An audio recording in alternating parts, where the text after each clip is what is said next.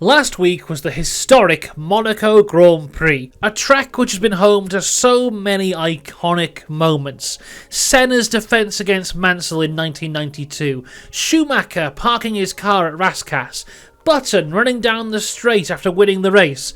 Oh, and that time Tony Stark took part in the race. Now this moment in Iron Man 2 gets mentioned a lot by Formula 1 fans as something which is truly unrealistic. But throughout this video, I will explain to you why that is actually incredibly realistic. And in fact, there is something that happens in this very scene that is a far more heinous crime. Firstly, let's get something incredibly clear, because it's a very important point. Tony Stark does not take part in the Monaco Grand Prix. He takes part in the Monaco Historic Grand Prix, which is a collection of races that take part 2 weeks before the actual Monaco Grand Prix, which include cars of F1's past. Now I looked it up to see if there are actually any racing credentials that needed to be met in order to take part in the Monaco Historic, and I found this set of rules. Any driver must hold any type of driver's competition or regulatory license grade D, D/H or R minimum, or obtain an international grade limited speed competition license from the regulatory issued by the Automobile Club de Monaco, valid for the duration of the competition. It will be subject to the payment of a fee of €80. This sum must be paid with the entry fee and will not be refunded in case of withdrawing or change. Now, it is unknown if Tony Stark holds such a license, but it is not hard to think that Tony Stark could very easily cough up €80 and enter the race. And if you look at the majority of the guys who competed in the 2024 Monaco Historic, they don't even have Wikipedia pages, so it means they can't have too high a profile racing history. I mean, Tzantopol Intraprovazak has a Wikipedia page, and some of you don't even know who he is. So Tony Stark competing in this race isn't too out of the question.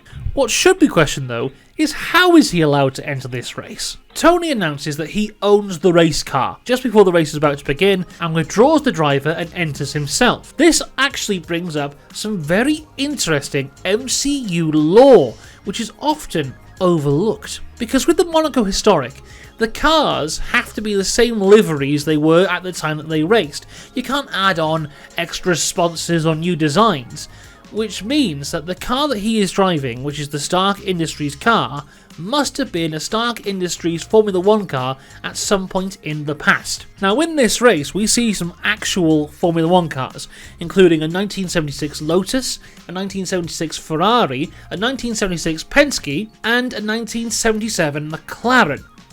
Now, in the Monaco Historic, all the cars compete in classes based on the years that they originally competed. So, from this, we can surmise that the car Tony is driving is from the mid-1970s, which means, during the mid-1970s, in the MCU, Stark Industries either owned or sponsored an actual Formula 1 team.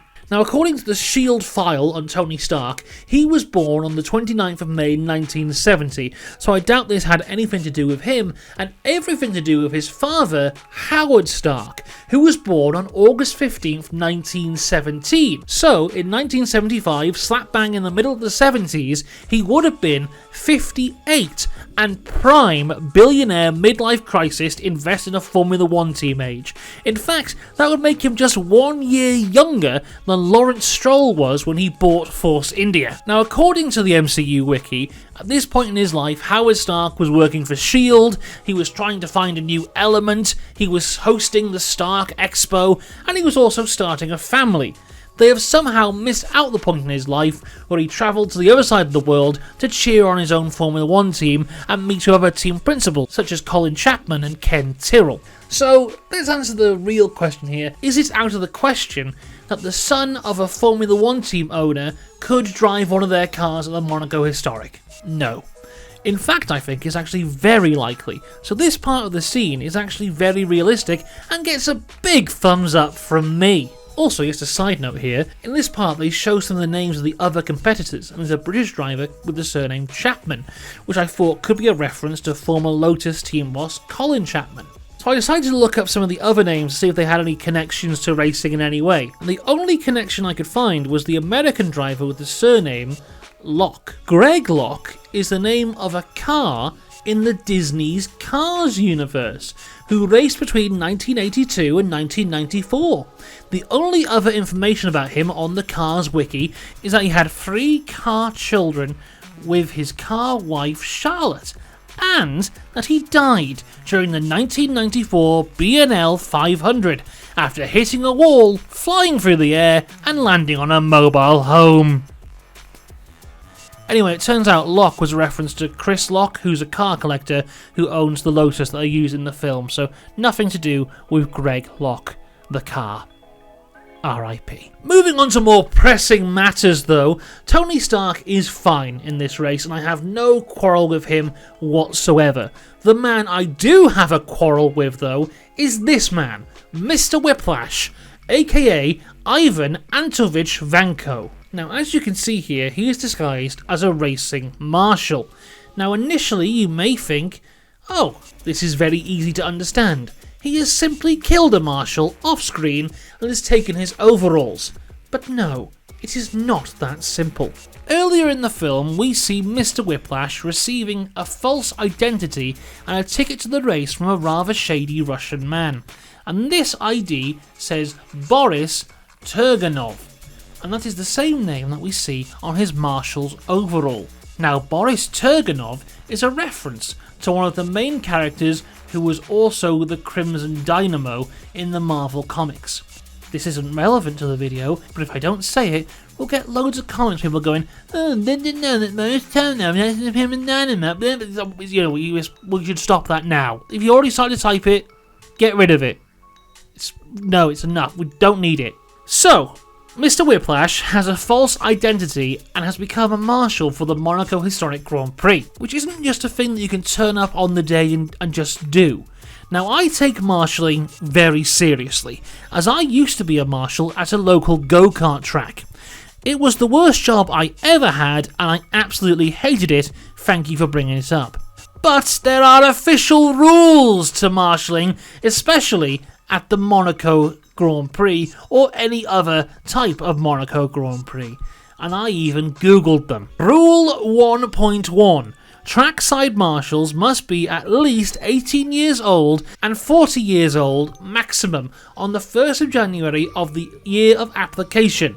Now, Mr. Whiplash's fake ID states that he was born in 1959, and Iron Man 2 is set in 2011, so he is 52 years old, which instantly makes him not viable for the role of trackside marshal. Rule 1.4. They must be able to understand French and comprehend English. Now, from the film we know he can speak Russian and his English is pretty good, but French, as the French would say, no. Rule 1.5. Be domiciled in the Principality of Monaco or neighbouring municipalities. Mr. Whiplash lives in Moscow or in a prison, depending on what time of year it is.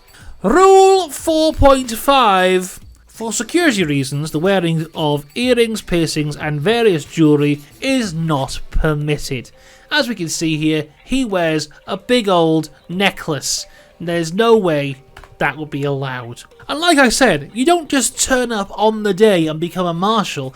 There is weeks, if not months worth of training that take place, followed by a physical test, and then, stated in Rule 1.8, you must pay the €100 annual fee to the Automobile Club de Monaco. And then, as stated in Rule 1.10, you must receive the favourable opinion of the Command of the Corps of Commissioners at the end of your course. So what this film is trying to say is that Mr. Whiplash is so sad that his dad has died and connects that to Howard Stark. I'm not sure if Howard Stark's Formula 1 team was involved or not, they don't go into that detail. That Mr. Whiplash gets a fake identity, moves to Monaco, undergoes weeks if not months of training to become a marshal, takes a physical test, receives the favourable opinion of the Command of the Corps of Commissioners at the end of his course, and becomes a marshal for the Monaco Historic Grand Prix with the aim of destroying a car that Howard Stark might have owned in the mid-1970s as revenge. But as a sheer spot of luck, on the exact day he chooses to do this, the son of Howard Stark decides to take an interest in motor racing for the first time in his life and announces that he will drive the car on the grid moments before the race begins, and Mr. Whiplash is able to use his electric whips to attack him. And the thing here that truly makes the least sense whatsoever is when that dodgy Russian bloke gave him his fake ID, he also gave him